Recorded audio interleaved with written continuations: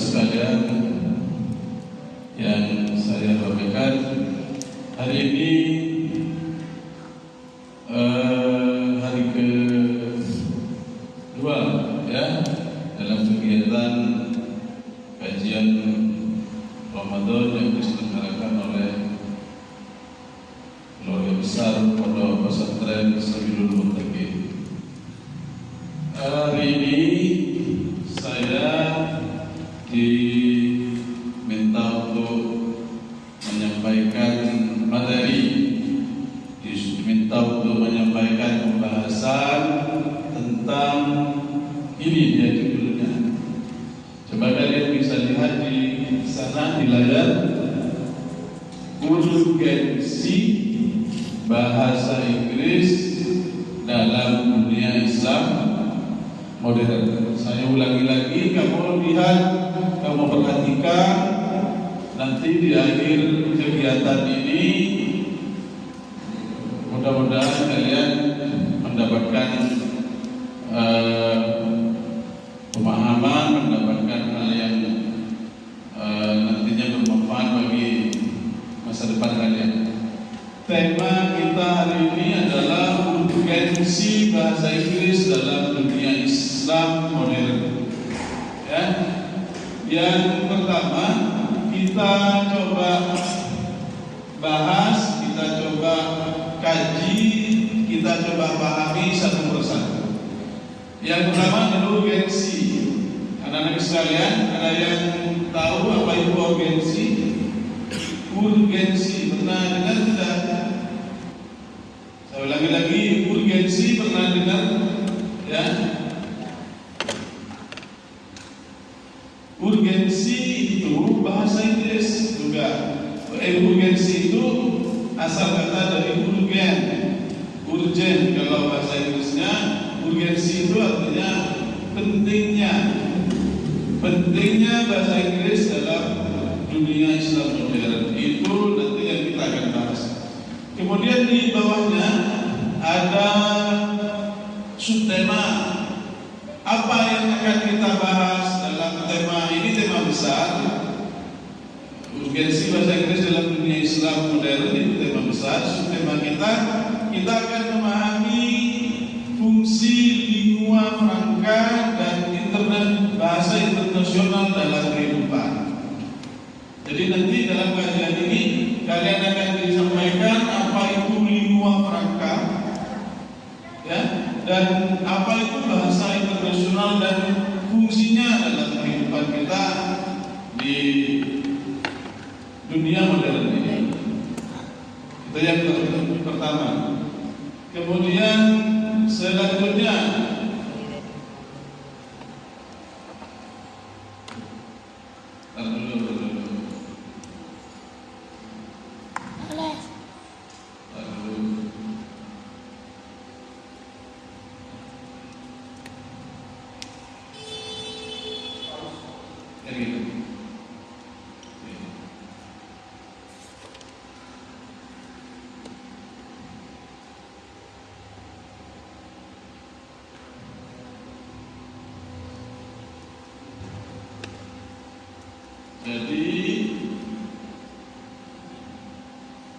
itu dia.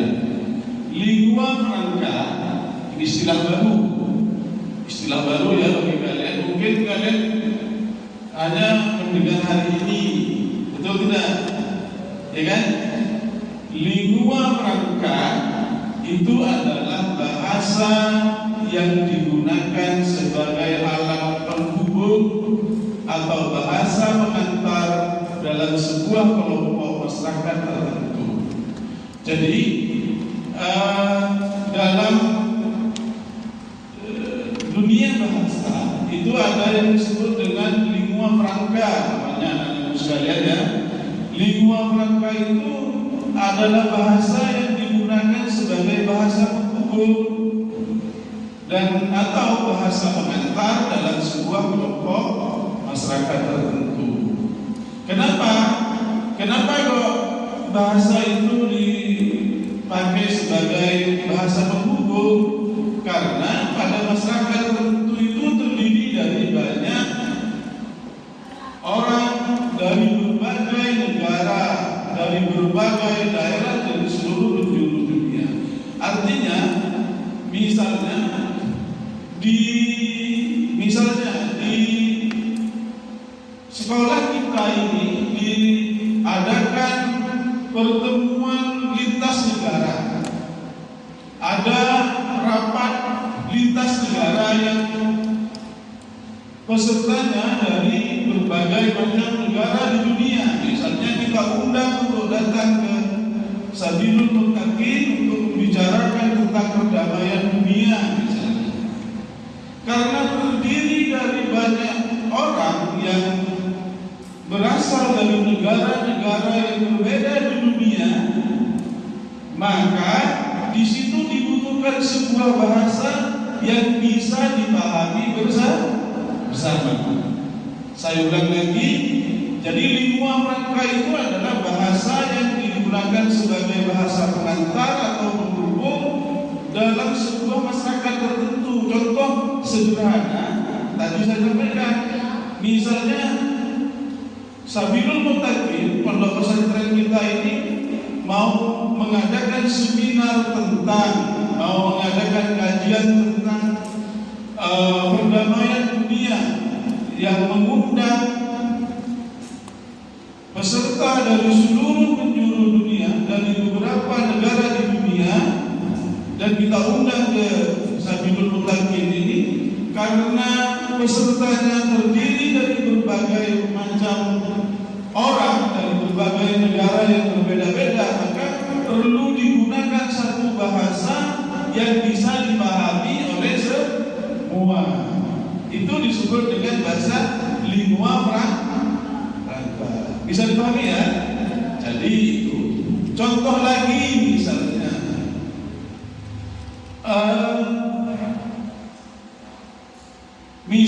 dulu di Indonesia itu terjadi perdagangan. Indonesia pernah dijadikan sebagai lalu lintas perdagangan rempah-rempah. Tahu rempah-rempah? Halo? Tahu rempah-rempah? Di zaman dahulu Indonesia itu sebelum kemerdekaan, jauh sebelum kemerdekaan Indonesia itu pernah dijadikan pusat perdagangan di dunia. Apa yang dijual belikan di situ? Yaitu produk hasil pertanian dan perhutanan, rempah-rempah, diantaranya cengkeh, lada dan sebagainya. Sehingga banyak orang dari berbagai negara, Cina, Malaysia, Portugis, dan orang-orang dari seluruh penjuru dunia datang ke Indonesia untuk melakukan transaksi perdagangan rempah-rempah itu. Di situ terjadi orang-orang yang dari berbagai macam negara itu menggunakan bahasa Melayu. Bahasa Melayu menjadi lingua franca tadi. Bahasa Melayu digunakan sebagai bahasa pengantar perdagangan yang dipahami bersama pada waktu itu. Jadi bahasa Melayu pernah menjadi bahasa pengantar perdagangan di Indonesia pada zaman dahulu, waktu Indonesia menjadi pusat jalur perdagangan rempah-rempah itu tadi. Maka di situ dipilih bahasa Melayu. Kalian tahu bahasa Melayu? Bahasa Melayu itu asal dari bahasa Indonesia kita. Bahasa Melayu itu bahasa Malaysia itu, ya. Bahasa Melayu persisnya seperti bahasa Malaysia itu, tapi bukan seperti itu. Mirip seperti bahasa Malaysia itu bahasa Melayu. Jadi bahasa Melayu pada waktu itu dijadikan bahasa lingua franca, bahasa pengantar yang dipahami bersama, sehingga orang-orang yang berdagang di situ dari seluruh penjuru dunia itu bisa mengerti satu sama lain, bisa melakukan transaksi perdagangan itu dengan baik karena semua menggunakan satu bahasa yang dipahami bersama. Itu namanya lingua franca ya anak-anak sekalian. Kemudian lingua franca itu contohnya apa saja? Ini bahasa Yunani itu dulu pernah menjadi lingua franca, menjadi bahasa pengantar dalam dunia filsafat. Kemudian bahasa Latin, ada yang tahu bahasa Latin? Ada yang tahu? Tidak ada ya. Bahasa Latin itu ya bahasa seperti yang dipakai di Itali, di Meksiko, ya. Ada mono Italiano, cappuccino itu Itali, ya. Itu bahasa Latin maksudnya. Jadi bahasa Latin itu biasanya dipakai di di negara-negara. Bahasa Latin itu menjadi lingua franca juga dalam bidang pendidikan, sehingga banyak istilah-istilah dalam biologi. Kalian tahu biologi? Halo, biologi tahu kan? IPA ya, kalau SDMI itu IPA. IPA dan biologi itu banyak menggunakan bahasa Latin istilah-istilahnya. Contohnya kalau ada dulu pelajaran bunga misalnya, itu bunga itu ada bahasa Indonesianya, ada bahasa Latinnya, ada bahasa ilmiah. Ganggang misalnya Rhodophyceae. Kalau hewan bertulang belakang Avertebrata misalnya, itu bahasa Latin. Bahasa Latin dulu pernah menjadi lingua franca khususnya dalam dunia pendidikan. Kalau kalian jurusan IPA dulu ya, kalau kalian itu belajar IPA itu ada kingdom, ada ordo, ada pengelompokan tumbuhan dan hewan, itu semuanya menggunakan bahasa Latin, sehingga bahasa Latin menjadi lingua franca. Selanjutnya tadi bahasa Melayu juga menjadi lingua franca, menjadi bahasa pengantar pada perdagangan di Asia dan Afrika. Terakhir, bahasa Arab juga pernah menjadi lingua franca. Bahasa Arab ternyata dulu pernah menjadi lingua franca, menjadi bahasa pengantar, menjadi bahasa penghubung juga dulu. Bahkan di dunia Islam ya, bahasa Arab itu pernah menjadi lingua franca global. Nah, inilah yang disebut dengan bahasa internasional. Lingua franca yang digunakan secara luas oleh berbagai negara di seluruh penjuru dunia itu nantinya disebut dengan bahasa internasional. Lagi bahasa internasional. Jadi bahasa Arab itu dulu pernah berjaya pada zamannya, yaitu pada abad ke-7 Masehi sampai ke-14. Dari abad ke-7 sampai ke-14 Masehi, 700 tahun lamanya bahasa Arab itu menjadi lingua franca, bahkan menjadi bahasa internasional, dan sampai sekarang. Yang terakhir adalah sekalian, bahasa Inggris adalah lingua franca global dan bahasa internasional di zaman kita hari ini. Ya, jadi begitu ceritanya. Sudah bisa dipahami apa lingua franca? Lingua franca bisa dipahami ya, yaitu bahasa pengantar atau bahasa penghubung yang digunakan oleh masyarakat pada waktu dan tempat tertentu. Baiklah. Lanjutkan. Nah, ini dia. Sekarang kita lanjut dan lihat di layar itu bahasa internasional, international language. Apa saya pakai bahasa Inggris saja ya? Biar semangat saya jelaskan pakai bahasa Inggris bisa.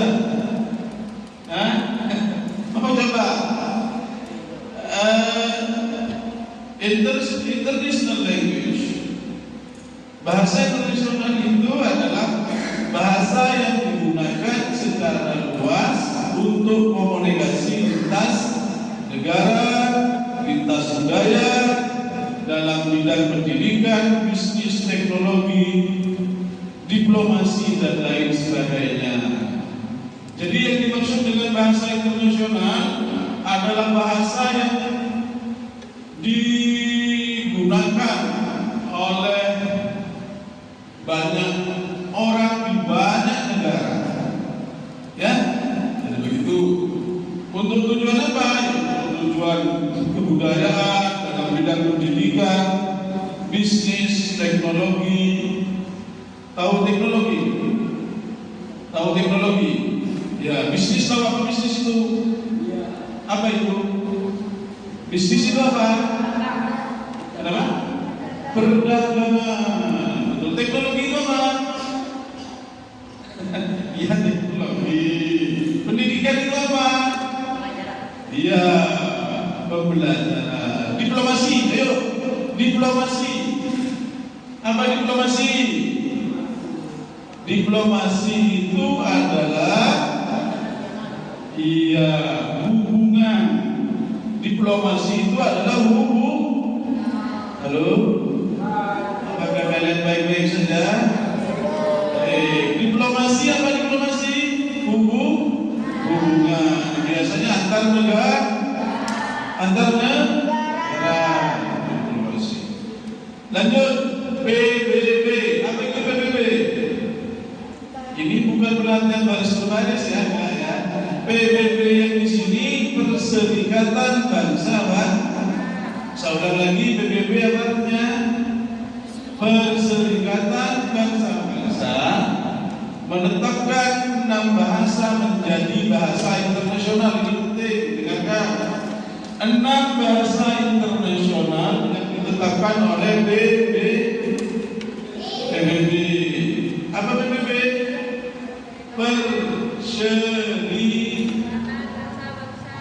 Bangsa-bangsa, Perserikatan Bangsa. Jadi kumpulan dari berbagai negara di situ menjadi satu, namanya PBB. Begitu ya. Jadi PBB menetapkan 6 bahasa menjadi bahasa enam bahasa menjadi bahasa internasional. Apa saja? 1. Inggris, bahasa yang kedua, Perancis. Yang ketiga, Spanyol. 4. Rusia. 5. 6. Jadi itu dia yang ditetapkan sebagai bahasa internasional oleh ditetapkan sebagai bahasa internasional oleh PBB. Ada berapa? 1. Inggris, Prancis,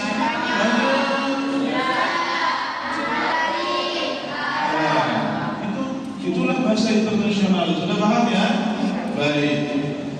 Selanjutnya, bahasa internasional berperan sebagai jembatan komunikasi global. Komunikasi ada itu apa? Komunikasi apa? Iya, pembicaraan. Betul. Komunikasi artinya pembicaraan. Komunikasi artinya pembicaraan global itu seluruh dunia dalam skop yang luas. Memfasilitasi interaksi antar bangsa, bukan menggantikan bahasa ibu. Jadi bahasa internasional itu fungsinya untuk menjadi alat berbicara antara berbagai bangsa di dunia, sehingga bisa memahami satu sama lainnya. Dan bahasa internasional itu tidak akan menggantikan bahasa ibu. Maksudnya bahasa ibu itu apa? Bahasa ibu itu apa tahu kan ya? Bahasa ibu itu bahasa yang pertama diucapkan dari yang sudah lahir. Kalau orang Madura, bahasa ibunya adalah bahasa Madura. Kalau kamu lahir di Surabaya, pertama kali kamu dengar, kamu ucapkan bahasa Jawa, berarti bahasa Jawa. Bahasa ibu kalian itu namanya bahasa Jawa. Bahasa Jawa menjadi bahasa ibu kalian. Paham? Kalau seperti Daud, Daud lahir di sana. Yang pertama dipelajari bahasa Arab oleh Daud, maka bahasa ibu Daud adalah Arabic language, bahasa Arab. Paham ya? Jadi bahasa ibu itu bukan bahasa ibu. Bahasa ibu istilah bahasa pertama yang diucapkan oleh seseorang.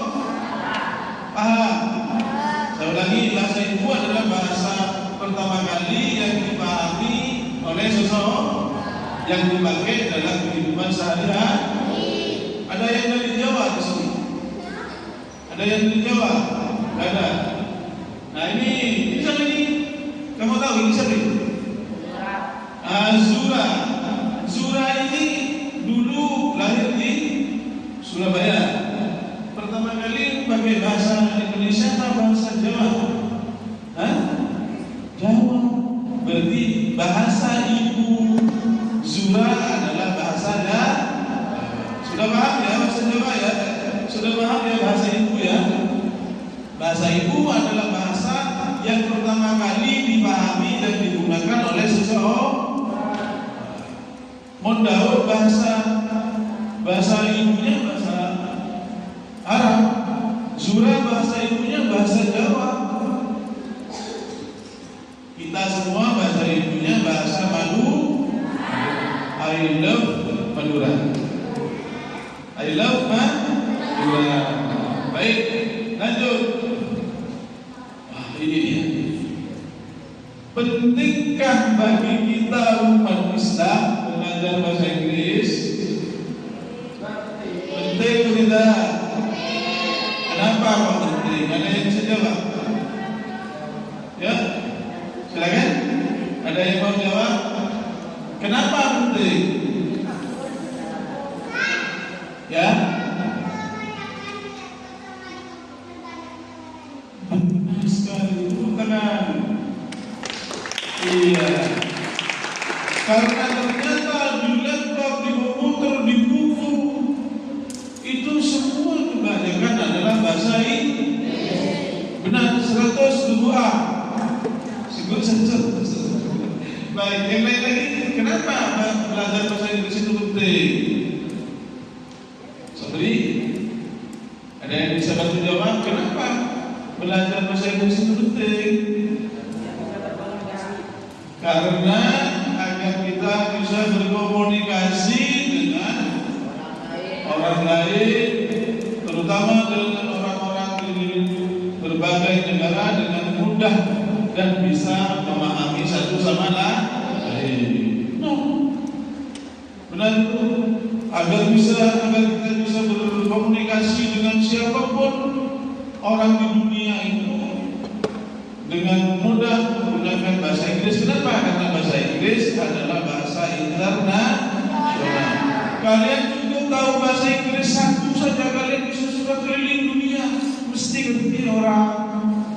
Saya ulangi ya, karena bahasa Inggris itu bahasa internasional. Kalian cukup menguasai bahasa Inggris saja, kalian sudah bisa berkeliling dunia dengan aman, bisa komunikasi dengan orang-orang dari seluruh penjuru dunia dengan baik dan bisa dipahami tentunya. Karena ternyata bahasa Inggris adalah the most popular language in the world that is widely used by people all over the world. Ya. Karena kenyataannya bahasa Inggris itu adalah bahasa yang paling populer saat ini, zaman ini, dan secara luas dipahami, dimengerti, dipakai oleh orang-orang di seluruh dunia. Itu pentingnya belajar bahasa Inggris. Tahu ya? Baik.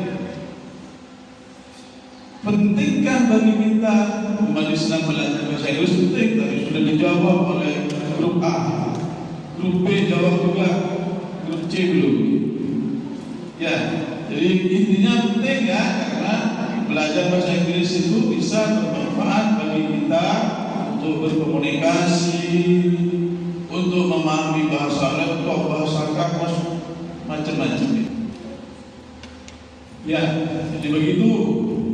Di sini ada penjelasan Nabi Muhammad SAW pernah memerintahkan sahabatnya Zaid bin Sabit untuk mempelajari bahasa asing. Jadi dulu Nabi Muhammad saja memerintahkan sahabatnya, namanya siapa?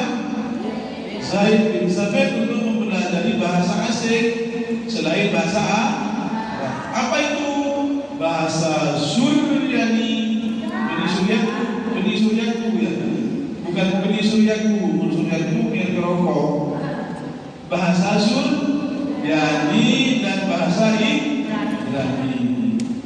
Untuk apa? Untuk bisa menyambungkan peradaban Islam dengan peradaban orang-orang non-Islam. Dulu Nabi Muhammad suruh belajar bahasa Suryani dan bahasa Ibrani. Bahasa Suryani itu kalau tidak keliru bahasanya orang Yahudi. Bahasa Ibrani itu juga bahasa di daerah situ. Artinya apa? Artinya jangan tidur. Baik, jadi itu pentingnya dasar yang menjadi bagi kita belajar bahasa asing itu menjadi penting, karena juga Nabi Muhammad memerintahkan sahabatnya untuk belajar bahasa asing pada waktu itu. Kemudian ada perkataan dari sahabat Nabi, siapa? Ali bin Abi Thalib pernah berkata, siapa Ali bin Abi Thalib? Sahabat Nabi, ya juga menjadi benar ya kan? Benar ya? Jadi sahabat Nabi yaitu namanya Ali bin Abi Thalib pernah berkata, bagaimana perkataan beliau? Lihat, coba baca bersama-sama. 1, 2, 3. Gimana itu? Ayo, gimana itu?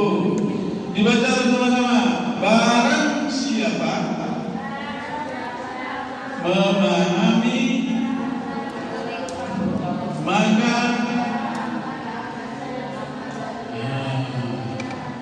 paham kalian ya? Paham maksudnya? Paham? Ada yang bisa menjelaskan? Siapa? Bantu saya menjelaskan apa maksudnya? Barang siapa memahami bahasa satu kaum, dia akan terhindar, aman dari makarnya, dari kejahatannya. Gimana maksudnya? Biar tidak bocor. Benar ya? Iya. Ada lagi yang bisa bantu? Apa maksudnya? Ya benar. Jadi ketika kita memahami bahasa Inggris, misalnya kita kira-kira bocor di orang Inggris. Ya bangga. Halo. Ya, jadi begitu ya. Yang selanjutnya ada kata bijak mengatakan, ajarilah anak-anakmu dengan ilmu zaman, alimu auladakum bi ilmi zamani. Kayaknya begitu yang saya dengar. Artinya kita ini dianjurkan untuk mempelajari ilmu di zaman itu, karena bahasa Inggris penting hari ini, maka kita harus belajar. Lanjut. Kedudukan bahasa Inggris di dunia Islam modern. Ini kedudukan bahasa Inggris.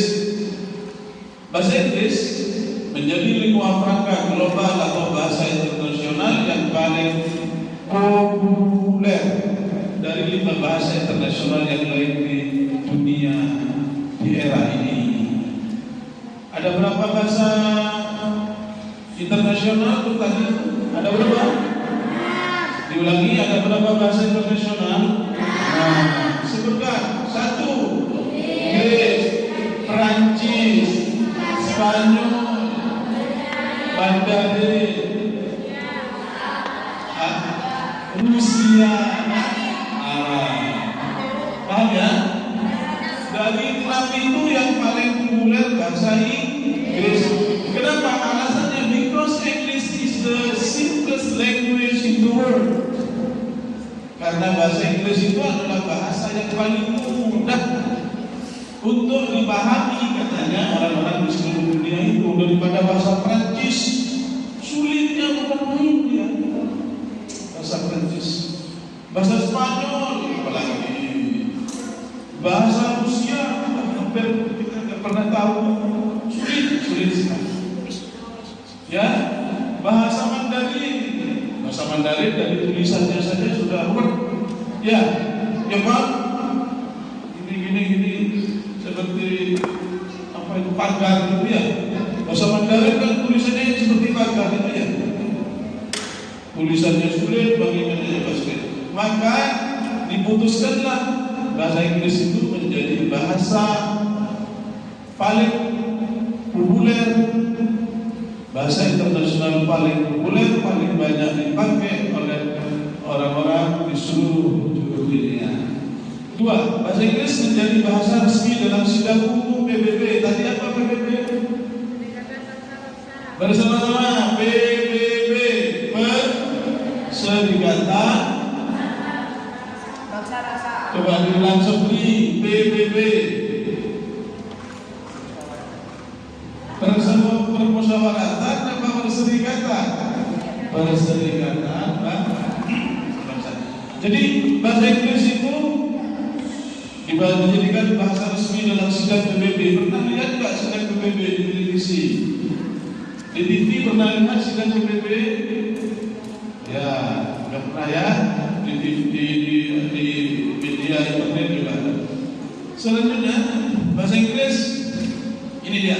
Bahasa Inggris digunakan hampir dalam semua sektor kehidupan, pendidikan, bahasa Inggris, ekonomi, keuangan, budaya, politik, diplomasi, hukum dan pemerintahan, semuanya menggunakan bahasa Inggris. Untuk memperoleh informasi pengetahuan yang mendalam tentang ekonomi, keuangan, biasanya buku-bukunya menggunakan sumbernya bahasa Inggris, iya kan? Itu dia. Lanjut. Sudah selesai. Dibaca bersama-sama. 1, 2, 3. Poin penting. Poin penting ada 3 ya. 1. Ketika Nabi Muhammad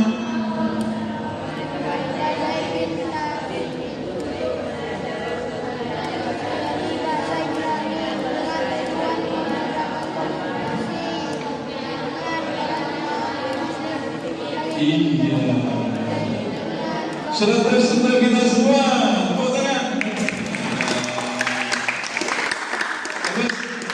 Jadi yang pertama, Nabi Muhammad memerintahkan sahabatnya untuk belajar bahasa asing. Bahasa asing yang dipelajari apa? 2 bahasa saja. Bahasa Suriani dan bahasa Inggris. Itu menjadi gambaran bahwa kita boleh belajar bahasa asing, bahkan penting untuk belajar bahasa asing, termasuk bahasa Inggris. Boleh, tak haram belajar bahasa Inggris, tidak haram ya, boleh ya, bahkan penting karena menjadi bahasa internasional. Yang kedua, dibaca bersama-sama. Di era ini bertransformasi itu berubah menjadi lingua franca atau bahasa internasional, sehingga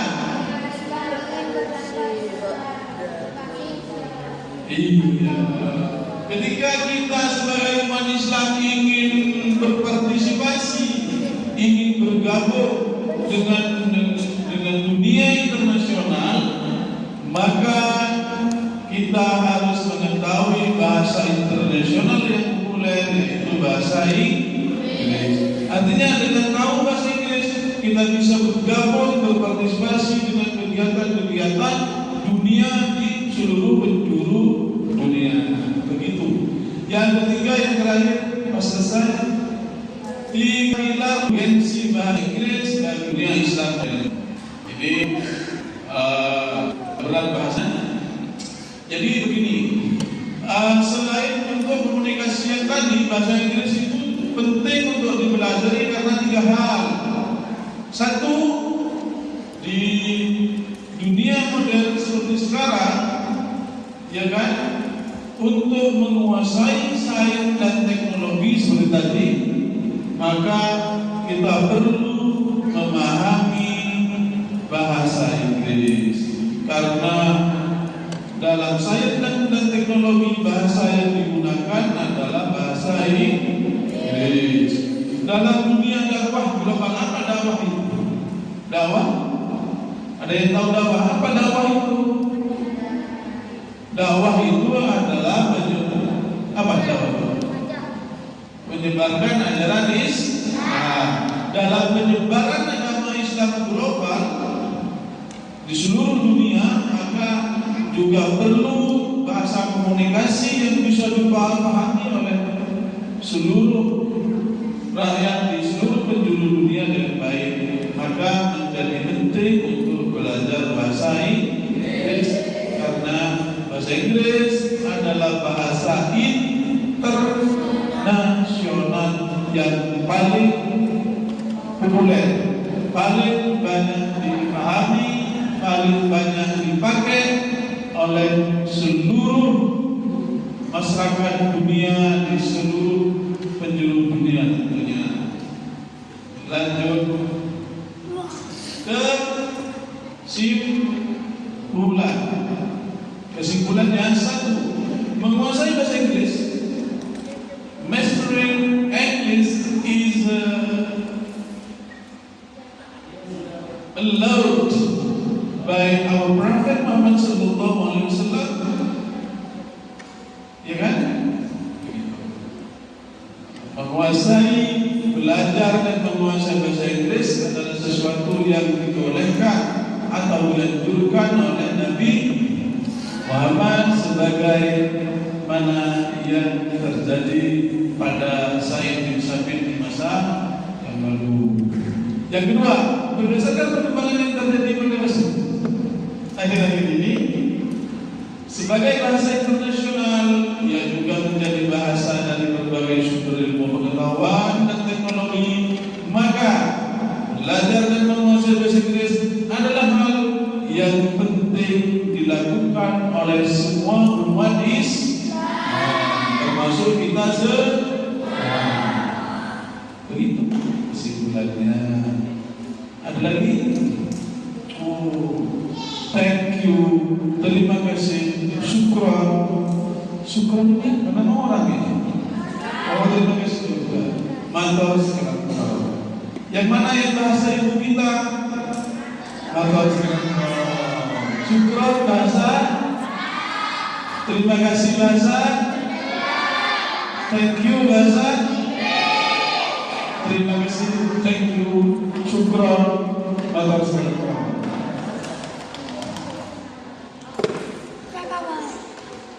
Baik,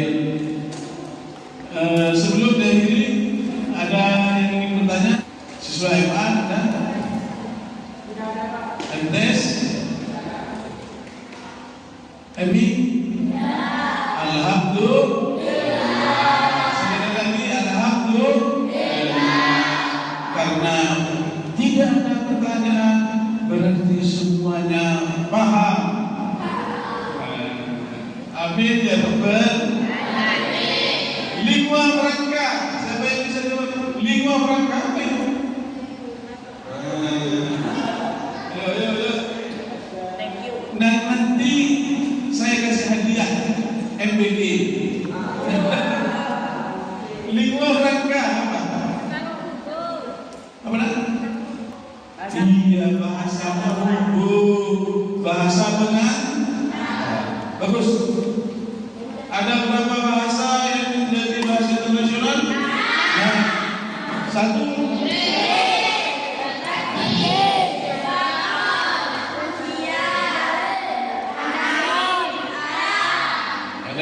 Ada yang hanya Norwati maupun biar ada Bapak.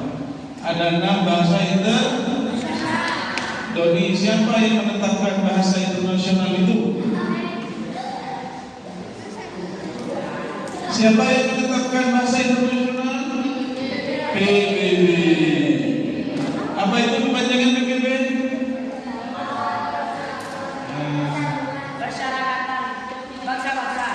Perserikatan Bangsa-Bangsa. Gitu ya.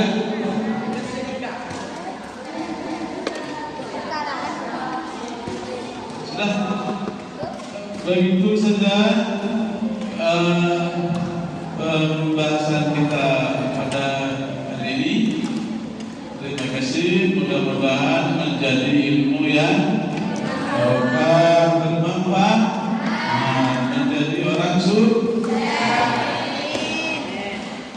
bentuk lemes loyo tanda-tandanya dari orang yang berpuasa. Kalau ada orang yang berpuasa tapi tidak lapar, perlu dipertanyakan, jangan-jangan dia sudah minum tadi, iya kan? Kalau ada orang puasa yang tidak ngantuk, yang tidak lemes, perlu dicurigai, takut. Jadi lapar, haus, lemes, gak enak itu memang kondisinya orang yang berpuasa. Jadi bergembiralah kalau kalian puasa dan kalian lemes, bergembira. Kalian puasa, kalian lapar, alhamdulillah. Berarti puasa normal. Ya. Begitu saja.